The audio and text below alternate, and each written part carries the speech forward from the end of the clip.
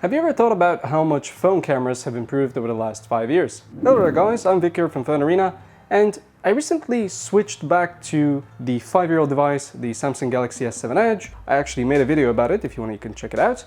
That's why, regarding the previous question I had, I decided to grab the Samsung Galaxy S21 Plus and see how exactly these two phones stack up. Starting with our old champ, it comes equipped with 2 cameras, one rear and one front shooter.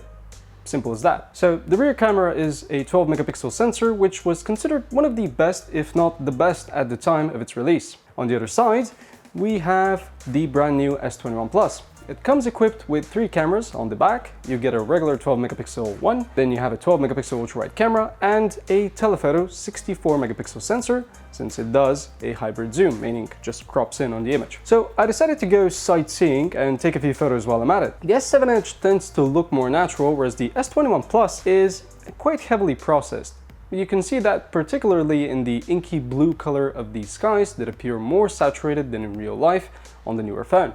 It's not bad or good per se, it's okay. And I'd be also very okay if you were to hit the subscribe button. For the average person, I mean, this phone is okay. It's more of a preference whether you actually have a too saturated photo or not, because it's a color, you can easily fix it. But if you want to squeeze more of the brand new sensor, I found that shooting in Pro mode is more realistic, meaning that you capture what the sensor sees exactly, and then you can edit your RAW file to your liking. Pretty good. Of course, the heavy processing does bring in an advantage, and that is better HDR. Skies rarely look overexposed on the S21 Plus, whereas the S7 Edge does quite worse in that regard. Pro mode doesn't really shield you from such issues, so you have to manually compensate and edit for that. One thing to note though, the S7 Edge is quite good in terms of sharpness. Even 5 years later, it used to be criticized for that, but I think it looks fine. You can see it in the nicely defined lines of the building right here, where it's not too far behind the S21 Plus. That also applies here when you look at a pic of me. I've noticed that statues also in general come out pretty nicely, but there is one new feature that all new devices sport, and that is portrait mode. Now, the S7 Edge does come with something similar, it's called selective focus, but it was mostly meant for flowers and the like, since it prompts you to shoot an object from less than 20 inches away. So with close objects, it does amazing, but if you give it a human face or something farther away, it kind of fails. It simply can't stand up to what the modern portrait mode on the S21 Plus series can do. Look a bit closer and you'll see that the bokeh type was also changed for a smoother one in newer devices, whereas the old flagship tries to mimic a more imperfect lens. You can kind of see chromatic aberrations, stuff like that. I'm not sure if that was done intentionally or if it's caused by accident.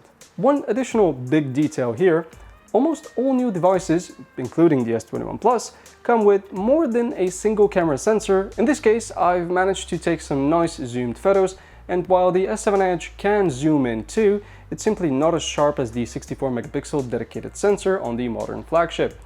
You can clearly see how the body shape on this sculpture is not exactly up to snuff on the Edge. Also, if that wasn't enough, we can do ultra-wide shots on new devices. The ultra-wide camera is not exactly as sharp as the other lenses, but it does make for interesting compositions. By the way, while taking photos out and about, I would sometimes, accidentally press the record button and start making a video, since it's positioned really close to the one for photos. That might be useful if you're in a hurry to take a video, but most new devices also let you hold down the shutter button for taking a video if you want to. So yeah, don't know what happened there. Actually, I do know. It was a software improvement over time. The UI on the S21 Plus also looks a bit more round and polished, and due to the phone being newer, is slightly more snappy. Speaking of accidentally recording videos though, in terms of video performance, the S7 Edge used to be considered one of the best in that regard, and it certainly holds up extremely well, but it's not as stable as what the S21 Plus offers. There have also been some improvements in the microphone quality, which helps when you want to record a more distant person speaking, as you can see promptly in my video test. Hello there guys, this is the Samsung Galaxy S7 Edge and Samsung Galaxy S21 Plus.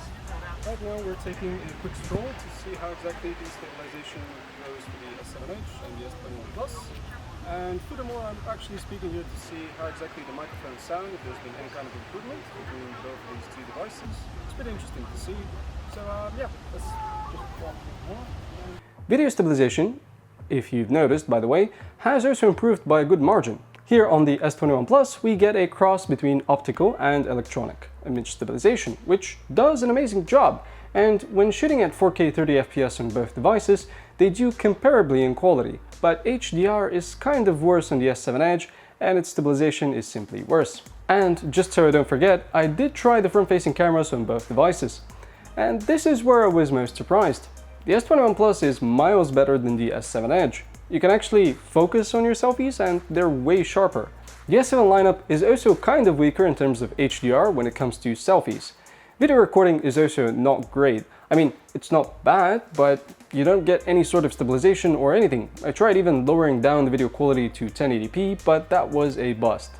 This is the Samsung Galaxy S7 Edge and S21 Plus front-facing video comparison, and I'm testing the stabilization. This time I've dropped the resolution down to Full HD on the S7 Edge just to see if there's some kind of electronic stabilization, if there's anything at all. Otherwise it's able to record a bit higher than that. And on the other hand, we have the S21 Plus recording in 4K at 30 FPS, which I'm sure is pretty much stabilized. Also, we can see a difference between the sound between these two phones. Should be pretty interesting. One thing I should mention though, changing from the front to the rear camera was quite annoying on the old flagship, since I had to extend a finger all the way to the top of the display, whereas most new devices have that option in the comfortable bottom of the screen. Pretty cool. So finally, let's look at a place where phones have done, according to me, the second best improvement over time. That's night mode, guys, and it's pretty much phenomenal here. If I needed anything remotely usable during the nights, I would hands down go with a brand new device, such as the Galaxy S21 Plus in this case. It simply manages to capture more light, or at the very least less noise. The wide and zoomed camera also do a terrific job, and to top it off, video quality in the evening might not be something amazing on both the S7 Edge and S21 Plus, but if I had to choose, the S21 Plus does a better job, even if it does bring in some weird artifacting. So then, what do you guys think? Does the S7 Edge's camera still hold up astonishingly well, or is it a relic of the past? I personally think it did well for a 5-year-old phone, but I'm pretty sure that there are some modern mid-range devices that do as well or better than it. The S21 Plus is certainly the S7 Edge's grandson and future, because at least to me it managed to do better on almost every key point, even if it was a bit edgy with its photo processing. So I'm calling this pretty much a wrap. Let me know in the comments below if I've missed anything important. Please subscribe, and I'll see you guys some other time.